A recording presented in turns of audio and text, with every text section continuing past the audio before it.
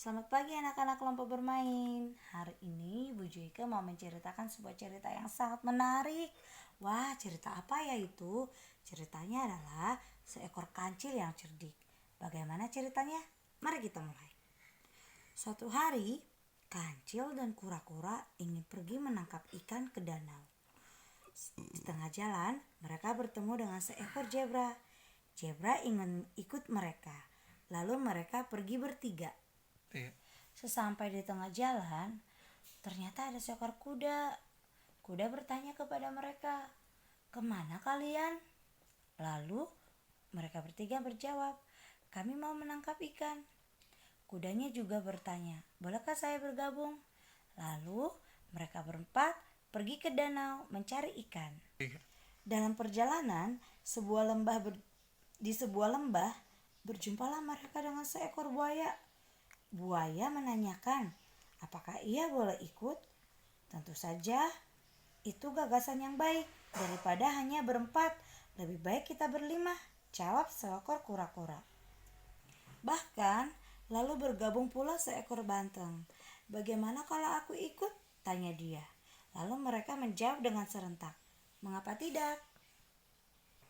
Kali berikutnya, rombongan kancil bertemu pula dengan seekor kerbau yang akhirnya ikut serta. Begitu pula ketika mereka bertemu dengan seekor gajah. Gajah bertanya, apakah dia bisa ikut?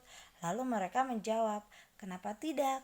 Setelah itu mereka sudah banyak, lalu mereka menuju ke sebuah danau untuk menangkap ikan. Keesokan harinya, ketika mereka sudah menangkap ikan yang banyak, mereka bergilir untuk menjaga ikan untuk mereka makan di sore hari. Sekarang adalah giliran dari seekor beruang. Tetapi tiba-tiba datanglah harimau. Wah. Harimaunya mengejar beruangnya.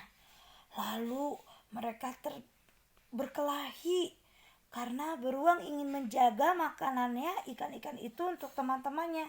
Tetapi harimau berhasil mengambil ikan-ikan itu. Tidak hanya beruang anak-anak yang dikejar oleh harimau, begitu juga dengan buaya, begitu juga dengan gajah, kerbau, kuda, zebra, semuanya dikejar oleh harimau. Dan harimaunya selalu berhasil mengambil ikan-ikan mereka. Kasihan sekali ya anak-anak. Satu pun di antara hewan-hewan itu tidak ada yang berhasil anak-anak untuk menjaga makanan ikan-ikan mereka. Tibalah giliran kancil sekarang yang menjaga makanan itu. Kancil mulai berpikir, bagaimana ya caranya supaya ikan-ikan itu tidak diambil oleh harimau? Lalu kancil menemukan sebuah ide. Aha, dia meminta teman-temannya untuk mengambil rotan. Rotan itu dibentuk menjadi gelang. Gelang untuk kaki, gelang untuk leher, gelang untuk badan, dan juga gelang untuk kaki dan tangannya.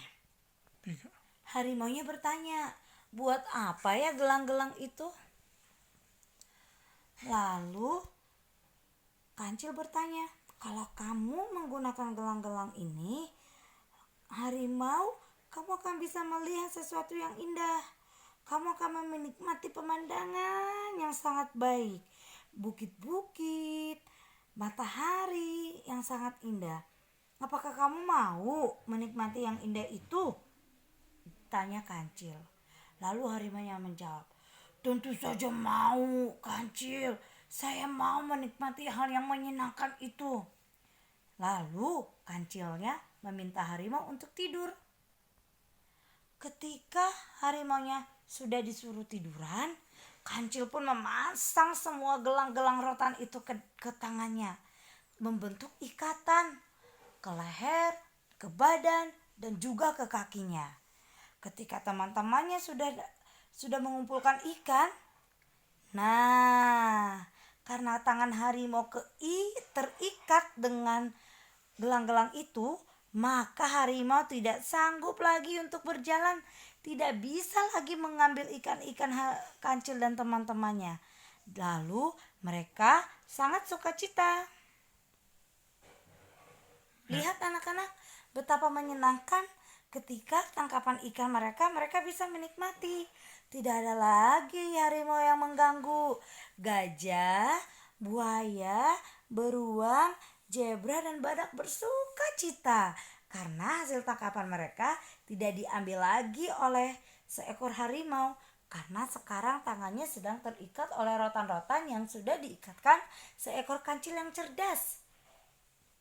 Demikian anak-anak cerita dari Ibu Joyke. Semoga anak-anak senang mendengarkan cerita tentang si kancil yang cerdas.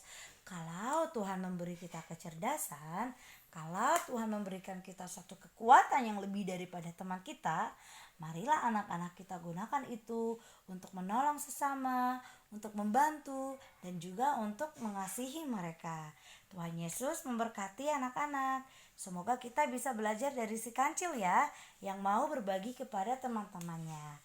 Semoga anak-anak senang mendengarkan cerita Ibu JK.